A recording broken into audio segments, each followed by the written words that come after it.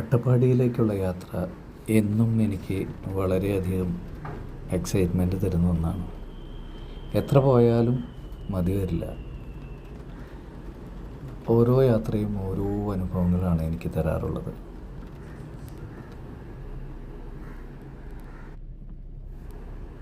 അട്ടപ്പാടിയുമായി ഒരു 25 വർഷത്തെ ബന്ധം എനിക്കുണ്ട്.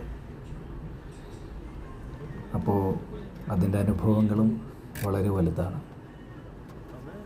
ഓരോ യാത്രയും ഓരോ അനുഭവങ്ങളാണ്.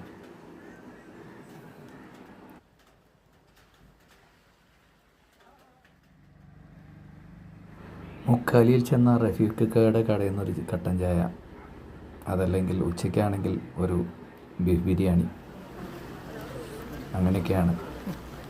അതുപോലെ നമ്മൾ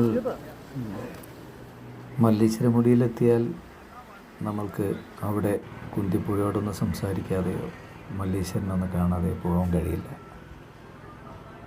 അതും വല്ലാത്തൊരു അനുഭവമാണ്.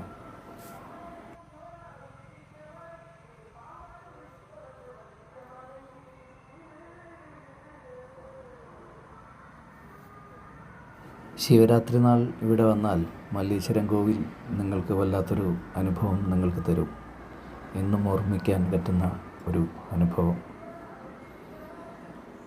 അവിടെയുള്ള എല്ലാ ഊരുകളിൽ നിന്നും എത്തുന്ന ആദിവാസികൾ അവിടെ വന്ന് പ്രാർത്ഥിച്ച് തൻ്റെ ഈ വർഷം നല്ല പോലെ ആവണമെന്ന് പ്രാർത്ഥിച്ചു പോകുന്ന ഒരു സ്ഥലം. അട്ടപ്പാടി പഴയ അട്ടപ്പാടിയല്ല കേട്ടോ, വല്ലാതെ വളർന്നു.